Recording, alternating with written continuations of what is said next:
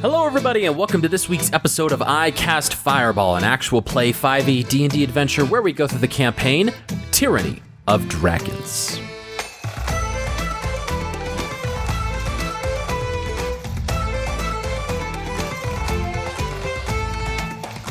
I'm Thomas, your DM for this adventure, and around the table we have...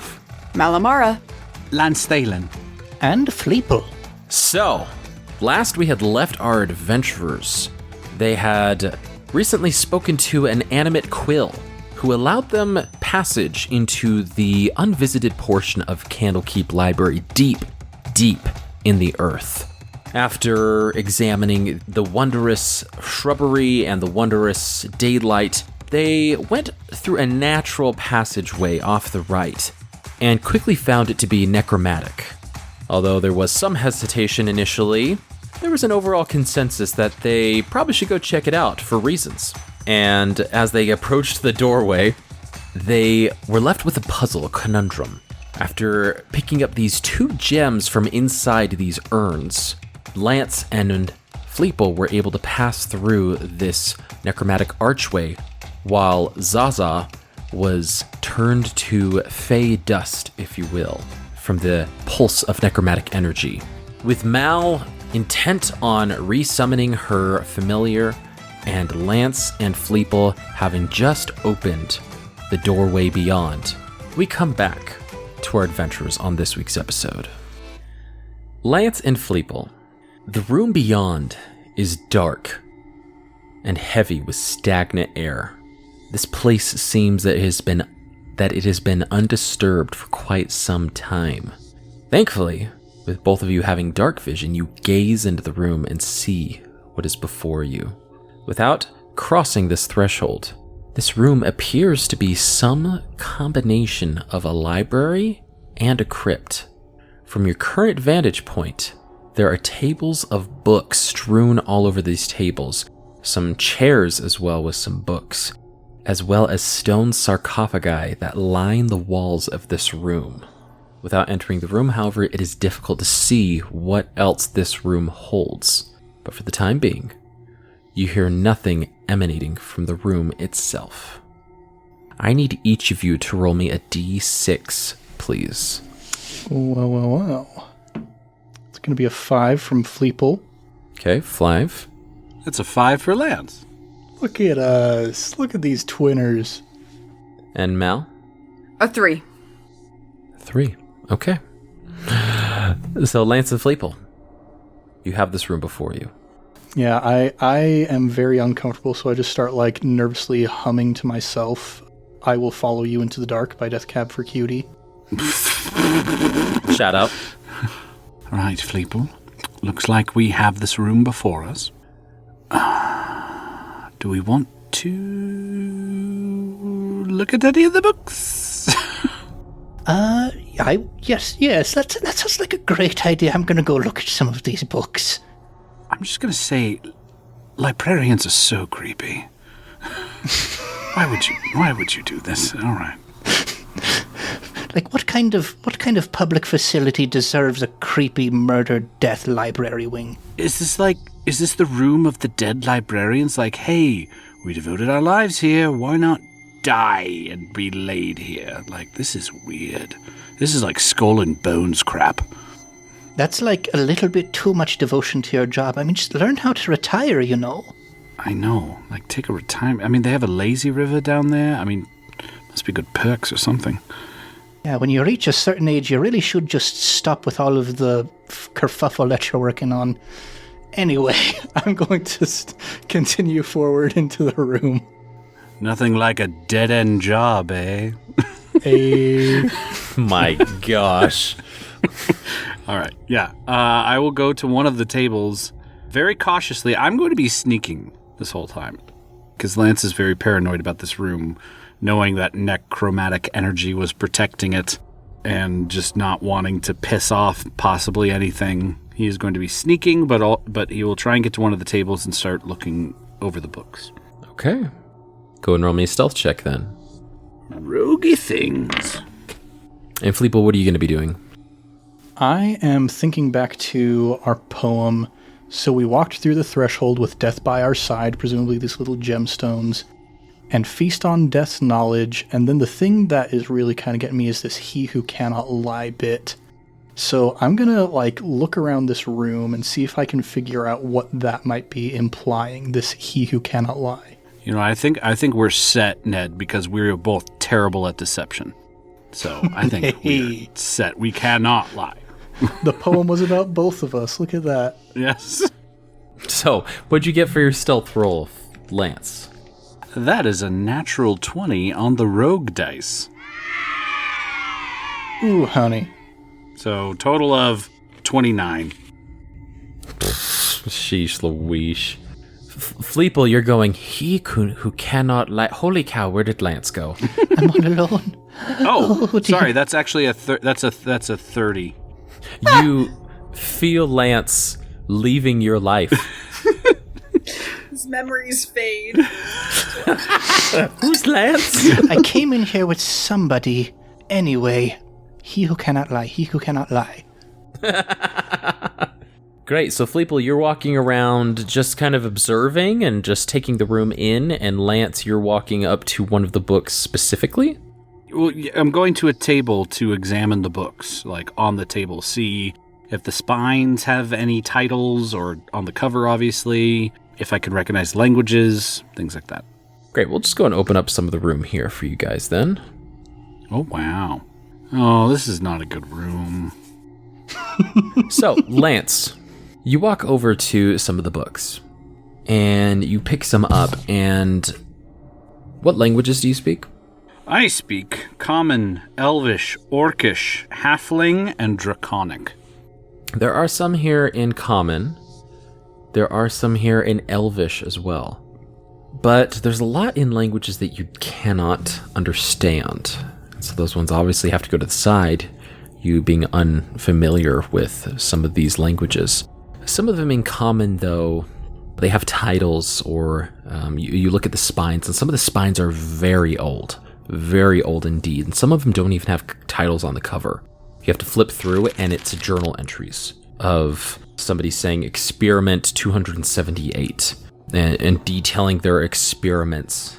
This one in particular, where it's talking about experiments, goes on to speak about how the town that was under their sway and under their influence was showing negative signs to the concoction that they had, and that they weren't able to coerce people to follow them as much as they were previously, and so they might have to start over in a future experiment.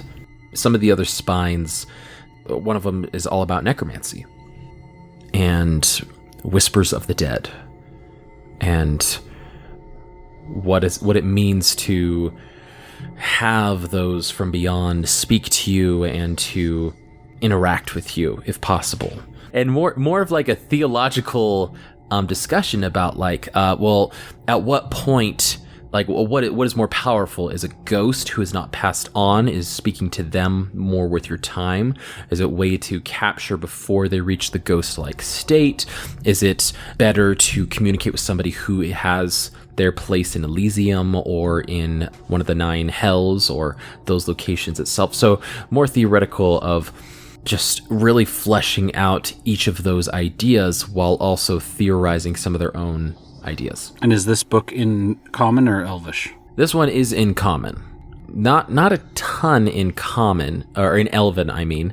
The only things written in Elvish are those that have some arcane elements to them, so some spells, and that's just because Elvish is more of a higher language when it comes to the written language, so the arcane is usually written in Elvish for its purity, but it can be written in other languages as well. Lance will take that book, actually, the Speak with the Dead one, and pocket it. All right, Whispers of the Dead, great. So while you're doing that, Fleeple, you're walking around, and tell me what you're observing or looking for. Yeah, so I guess I'm looking in particular for imagery of individuals. If I can find anything that might lead me toward this he who cannot lie situation, maybe that's just talking about death himself. Maybe it's talking about a person that has something to do with this location. Looking for imagery of specific personages. Well, as you curve around, there are a lot of little like alcoves, and there's some like pathways inside of here as well that sort of resemble the natural passageway that led to the door from the main entrance. And as you're passing by some sarcophagi, and as you pass by some of them are open and empty. Oh no. While some are closed. Oh no. Oh no. Not good. Not good. As you're taking this in, being cautious, not knowing where Lance is necessarily, you meander past this pathway, and as you come across this corner, you come face to face with a deceased figure. Oh. This figure is fairly skeletal. Like they've been here for some time, and that time has caught up with them. In fact, they're completely skeletal. They are on the floor in the middle of this symbol on the ground.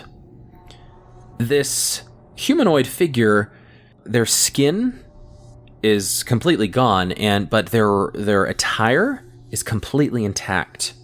They have this very luscious red robe that seems to engulf their entire body, and their fingers have pristine jewels on them.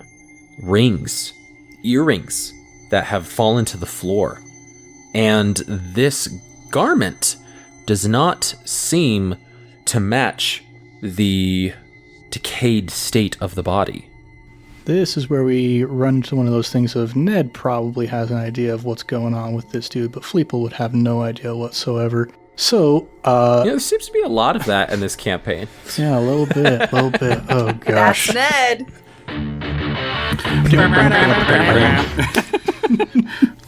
Oh, what a callback.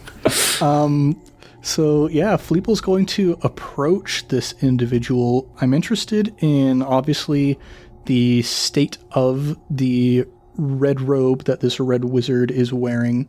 And I'm also interested in the symbol on the ground. I'm not going to touch anything, but I would like to try and examine both of these closer and see if I can figure anything out about them. Absolutely. Go ahead and roll me 2 separate investigation checks. The first being the symbol and the surrounding area, but then the second being the robe and the figure itself. All right. And I am definitely guiding myself. First one is a critical fail. But I do manage to get a 5 out of it. Okay. This symbol is like one that you've never seen before, but as you look at it, it's obvious to see that there are actually like concentric symbols flowing out of it onto the floor itself. And without stepping closer, you mark where they are and sort of just like sidestep. But what the symbols are, what they mean, it's very lost to you. It's very unnatural and not the way of Mother Earth, if you will. How well do you think I could do replicating some of these symbols on like a piece of parchment to bring back to my boy Leosin or somebody, see if they can get some information about it? The symbols are pretty intricate, but you can definitely try to get some of the bigger ones. Obviously, the most efficient way is to get a rubbing. Oh, you're trying to pull me in. It sounds like you don't. It doesn't sound like you necessarily would like to do that. But yeah, you can absolutely try to like replicate some of them. We can roll a check to see how efficient you are or how specific you are in your details. Okay, yeah, I'll try that first, and if it doesn't work out super well, I mean, there'll be parchment between me and the floor itself if I do a rubbing. So we'll make that plan B. Fair. Okay, so for this, are you proficient in like painter's tools or any sort of tool set that requires like a fine hand, like cartography maybe even? An herbalism kit is something I'm proficient with. Gotcha. Okay. So we will not be able to add your proficiency bonus to this, but I'll have you do a dexterity check. All right, let's see if the sport got this. Hey, that's a 21. Hey. Ooh. Ooh, I was gonna say it's pretty high, so I was gonna have it be 20. Pretty difficult. And 21 does allow you to get some of the larger pieces here, not all of the fine detailed stuff, but you feel fairly confident that the large symbol that is the focal point here, and some of the larger ones around, that you have captured their essence. Awesome. So now that I have captured the essence, I'm going to take a closer look at this guy's robe. Okay. All right, you got this sport. Also not great. That's a 7. And are you touching for this perception or this investigation, I should say? Are you like rifling through? You want me to touch everything in this creepy Are you touching hallway. anything? I want you to touch it. Oh man. So I'm going to try my best to not touch anything if I can as I'm observing this bad thing that I've discovered. Sounds good. As you maybe grab like a stick and sort of like flip some folds over the cloak to kind of like investigate, and this is a very fine silk red robe. And it's very, like, for lack of a better term, voluminous. Like, there are layers upon layers here. And the detail of it is very intricate. It is hand-woven, it is bright red, but there are different shades of red throughout it, which say, wow, this person must have really spent some time on this, or had somebody very professional do this work for them. There aren't any symbols that you can tell or that you can find on this person or this robe, but other than what I've described to you of the rings on their fingers and the earrings that have fallen off, there doesn't appear to be like any hair that has fallen around this individual or anything that's left that is of body matter either. So, other than the skeleton itself and the robe, it just seems to be as described. All right, Fleeple, there are 2 ways this could be going here. If you had a lot of really, really cool, rich, very expensive stuff and you died in a cave far from the surface, would you be more upset if all of that was left to just never see the light of day again, or if some little dragon man came in and tried to steal it all from you? I would thank that dragon man, personally. Oh, goodness! I thought I was the only one in here. I'm going to look at one of those little earrings that's fallen to the ground, and I'm going to just take my little stick and slide it across the ground toward me. Okay, sounds good. So you slid it towards you, and it is at your feet. Ooh, I'm going to pick it up and take a little gander at it. The greedy little kolam. This earring is pure gold. No gems or gemstones in this one, but very fine work, very detailed work. Now, tell me, friend, you obviously cannot lie. Would you mind terribly if I took all of this stuff back up to the surface with me? There's no response from the corpse. Oh. You don't say. It was worth a shot. Hey, honestly, that was a toss-up. It could have been. Yeah, it honestly could have been like... I mean, absolutely, it could have been. In the necromantic chamber, yeah, it's a toss-up. I'm going to assume that this man has been dead for more than 1 minute and that I cannot cast Revivify on him. Whoa, no. I think it's safe to say that Fleeple would be correct in that assumption. If we only wouldn't have taken as long on the door as we did, we could have saved him.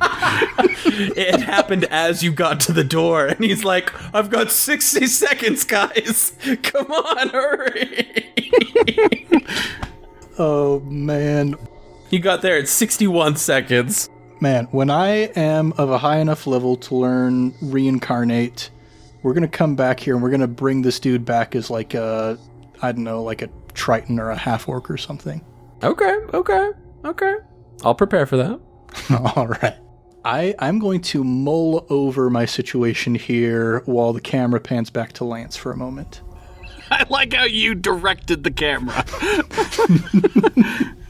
Instead of panning to Lance, Malamara, you have started your ritual. You stop. You look up, and you feel a presence behind you. You rolled a 3. You rolled a 3. You have to be more careful with the gifts that I give you. Part of me thinks that they won't be so happy to come back and assist you. You did kill them, after all. What? Errtu? You turn around and Errtu is behind you, cloak and all, standing in the corridor, just 10 feet from you. Mal will jump to her feet, assuming that he's talking about Fleeple and Lance, because them is plural. Gotta use your pronouns. What? Are they okay? What happened? And she'll, look panicked toward the door. Errtu will cock their head at you. You care that much for them, do you? I was merely referring to your little pet that you have follow you around. Visibly, Mal stiffens, trying to put up that mask and that facade that, oh no, I don't actually care that much. Because letting Errtu in on that much information is not necessarily something Mal wants. And she goes, oh, right, Zaza. I should get back to that. She just, without looking at him, starts carving in the ground again, the arcane runes. I'm here to give you a little bit more direction from our previous conversation, and to give you the next step to unlocking that power. As he points towards your sword. Mal stops drawing runes. The book you're looking for has no title, but can only be read by one who knows its language. The contents of it, although you need not know every line of every page. Suffice it to say, if you come across a specific work from somebody named Igwilf, or if it has the name Demonomicon, then you know you have found your prize. Mal glances at the door to make sure that Fleeple and Lance are not coming back through, and quietly she'll say, do you know where that is in this library? Is it in the Religion or Dragon section? This book is shielded from me, and I cannot see its current location, but... And at this, he raises his head to the ceiling and just breathes in. I sense it in this library. I can taste it. Well, if you want your prize so badly, I need something to help me on that journey. Does it ping for a magic? Oh, this is a magical artifact. You will be able to sense it, and although it may be hidden from you initially, I suspect that little elf friend of yours could find any secret passageways that it might be hidden behind. To help you, though. And at this, he walks towards you, slowly and with purpose. I find it necessary to impart this upon you. And his one claw reaches towards your forehead and pushes firmly against it. And it burns. It hurts. You grit your teeth, and the pain... And he removes it from your forehead. I will be waiting close by, should you need me, or if you find your prize. And with that, he turns away and starts walking. she will watch until his figure fades into the darkness. She'll sigh and then kneel down and return to doing her runes to try and ritually cast Find Familiar. But while she's doing that, she's also distracted with, if Errtu could sense it, maybe I could sense it too, from where she is right now. I see. To do that, I'd say you'd have to stop your ritual casting, but go ahead and roll a Arcana check, but with advantage, to see if you can gauge this presence with your Eldritch sight. That would be a 1, sir. With advantage? Double ones? I rolled double 2s with a -1. Oh boy. Your meeting with Errtu has left you shaken, as it always does, or at least as it has done previously. And you shake your head. But as you open your eyes, you do see Zaza sitting on the ground before you. He's a gift. And Mickey, you can write down under languages that you know Abyssal. Ooh. Temporarily or permanently? We will see. Dang it. So, back to the necromantic room. All three of our adventurers seeming to be in their own headspace, in their own tiny adventure here. Lance, you have looked at some of these books, and what are you doing now? Or Fleeple and Lance, I should say. Fleeple, I found this 5 copper bin of free books. This one doesn't even have a title. This is so stupid. Who's there? Still with that 30 stealth. Yeah. I can't remember you. Okay, so yeah, I've looked through the books. I figure I've checked a couple tables out by now. A lot of them in just... there's a lot of books that you have to push aside just because they're not in a language that you understand. You do find a halfling cookbook, and you say to yourself, this is obviously not been properly stored. It doesn't belong here. I'm going to... I've seen Fleeple poking at a body with a stick. I'm not too interested in that. And Fleeple, you've about wrapped this up if you'd like to move on as well, but it just all depends. This like step room to the east. As you go to this room over here, and Fleeple, do you follow after? I want to wrap back around to this guy. I kind of like chase up after Lance, and I'm like, if you were this gentleman down here, how upset would you be if someone came and reclaimed all of your valuable possessions? What is your passive perception? I am at 30 right now.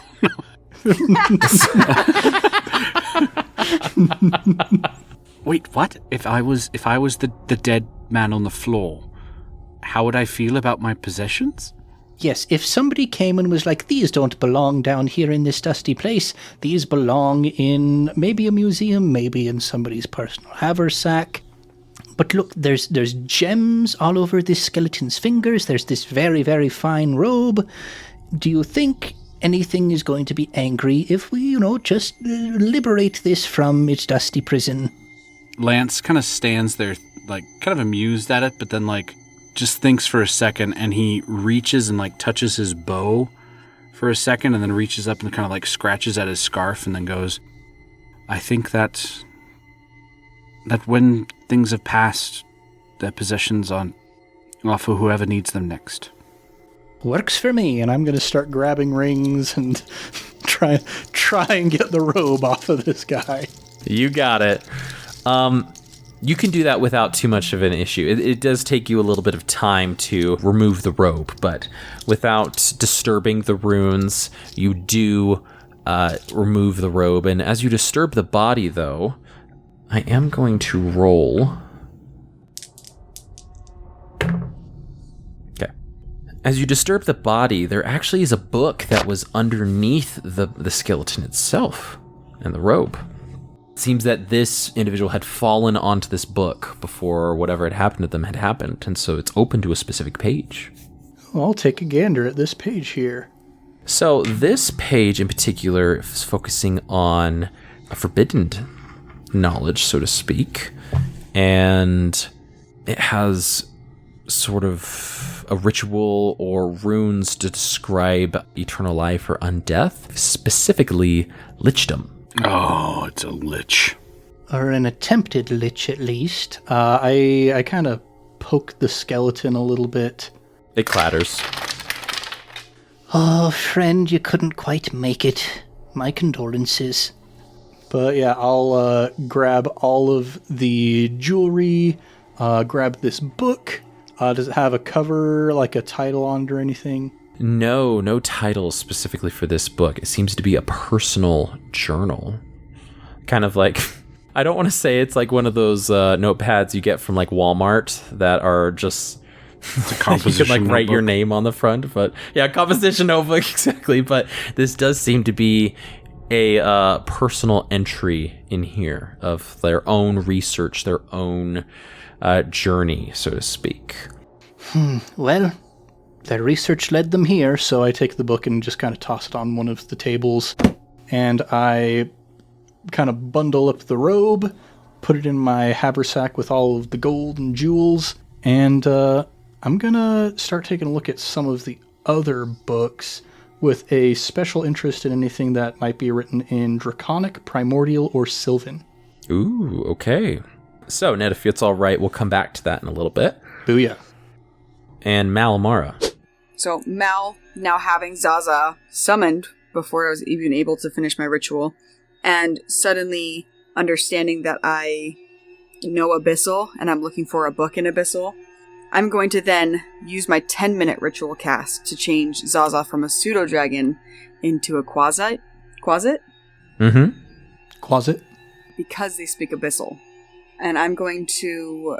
I'll summon her and change her into one of those. I will have her go invisible and send her on a mission to start looking through the library to see if she can start finding books or places where she recognizes Abyssal language being written. Excellent. Okay. So, Zaza on a mission after 10 minutes, and we will reevaluate that at a later time. So, Lance, as you continue to explore this room, while Fleeple is perusing some of these books specific to those languages, you are just making the rounds, making the journey amongst the sarcophagi, the empty ones, the full ones. But you hear those whispers in your mind, and they seem to be getting stronger the further in to the chamber that you go. Can Lance hear any words that he recognizes or voices he recognizes? Go and roll me a perception check. Either that or a concentration check, whichever one you'd like. It's not going to be good either way because I didn't roll very well. Concentration check. Yeah, so that's like a constitution saving throw. Oh, well, perception's a little better, but it's not much. It's going to be 7. 7.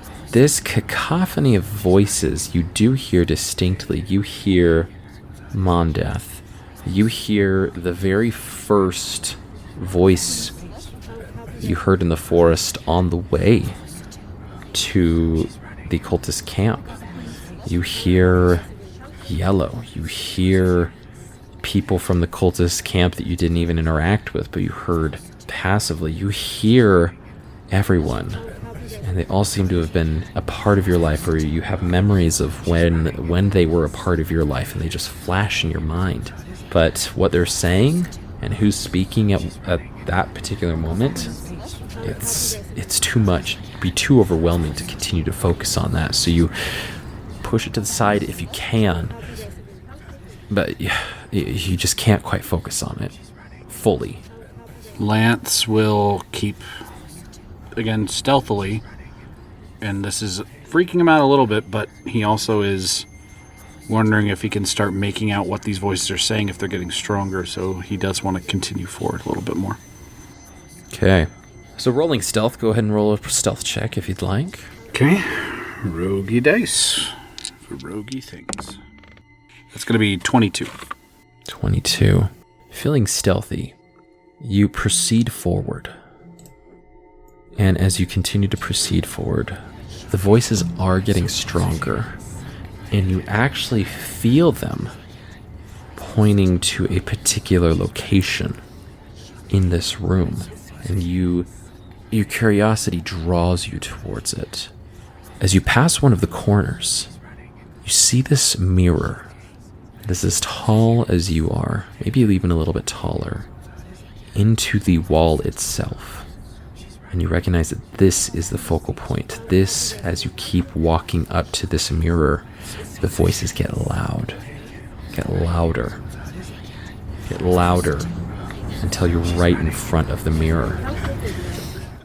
What do I see? Do I just see myself in the mirror, obviously? You just see yourself and your surroundings, but these voices are deafening. Can I make out now because of how loud it is what's being said at all, or? With your 7 earlier, it's so something needs to happen in order for you to be able to cut through the noise, cut through the voices, to be able to hear. It's just too much. Touch it. Touch the mirror. Touch me. Touch the mirror. Touch the mirror. Touch the mirror. Touch the mirror. Touch the mirror. Touch the mirror. Lance, touch the mirror. Touch the mirror. Tell Fleeple to drop my robe. I will. Okay, the deafening is these. Okay, one more question. This will decide what I'm going to do. Are these voices? Is it feeling like? Obviously, it's freaky, but is it kind of? I know this sounds weird. Is it reassuring, like almost like a familiar feeling, like oh, I like it, or is this more of like a? This feels like something bad or something dark. Without knowing why, you've felt this ever since you left Neverwinter. And it's been a part of you as you left, as you've continued on. You've tried to push it off to the side, but it's always felt like it just feels like whatever has been with you has been turned up, cranked up. And it's oddly, it is, as you described, Jacob, it does sound odd, but you do feel like it has been a part of you.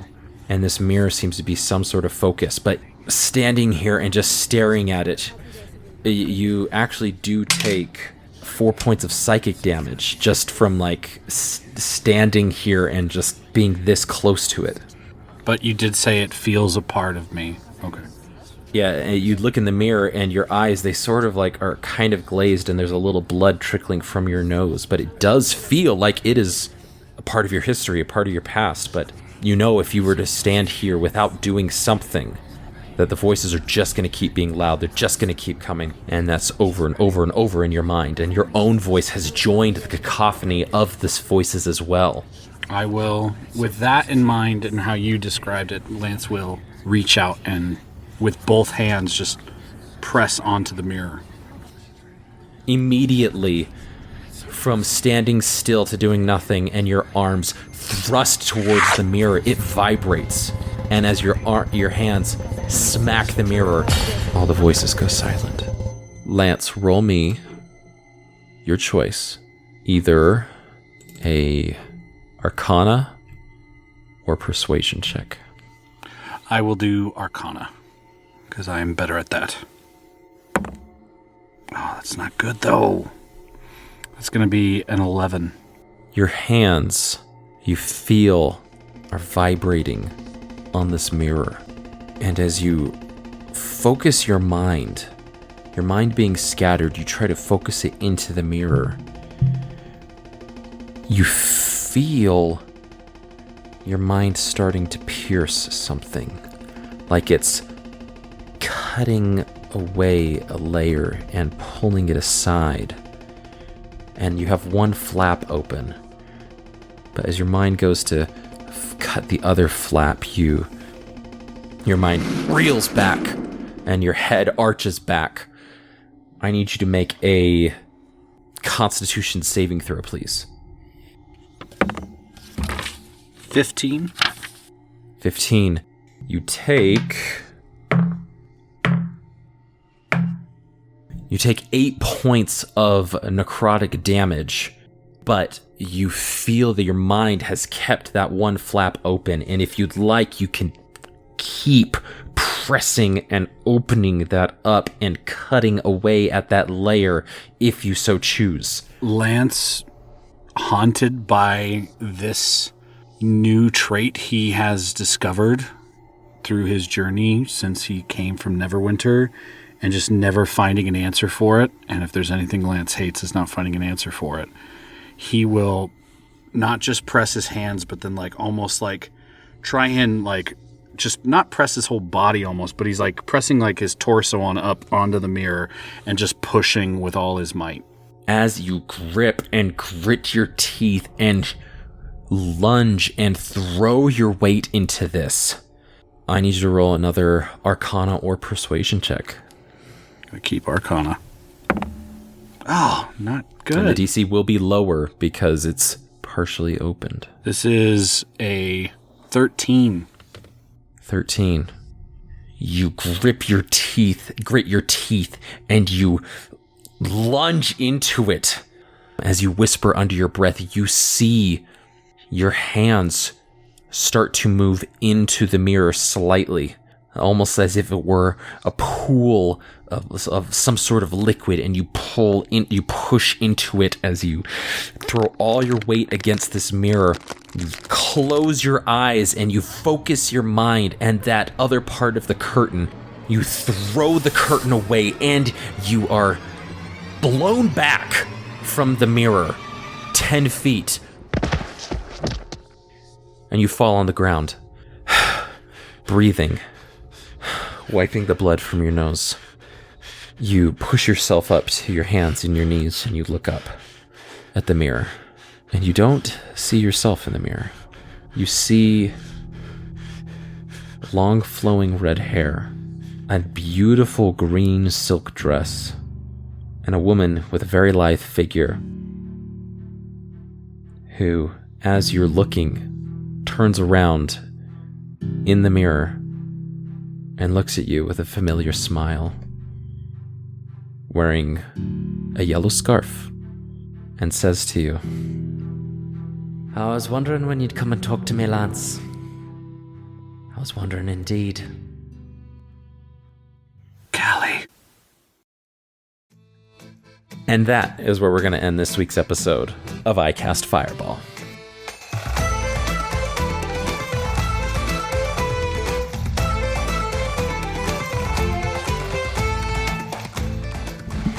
My gosh, Mal's communing with a demon lord.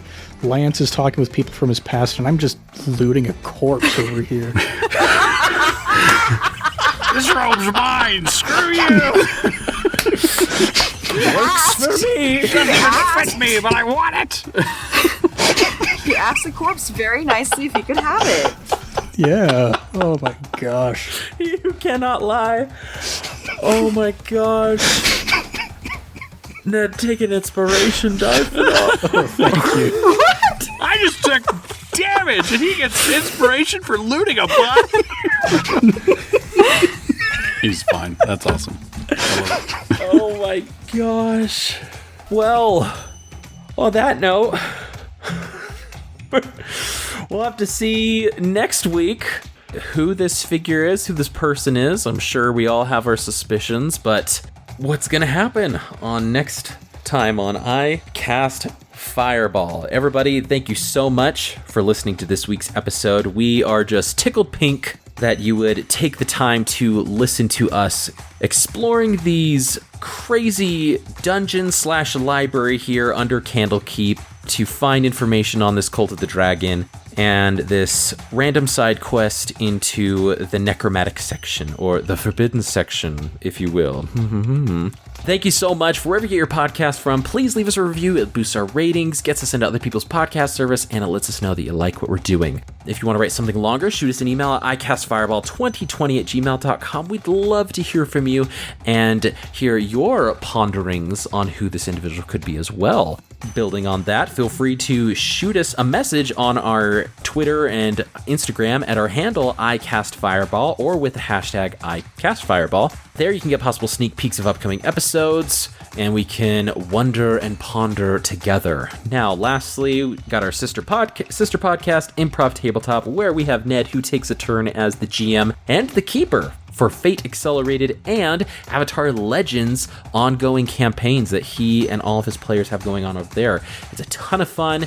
Don't forget to give them a listen and leave them a 5-star review on your way out. Lastly, like, subscribe, share with your fellow friends and wacky adventures. But until next time, I'm Thomas, your DM, and around the table we have Malamara. Lance Thalen. And a Fleeple. Let's keep that fire going, and we'll see you all next time.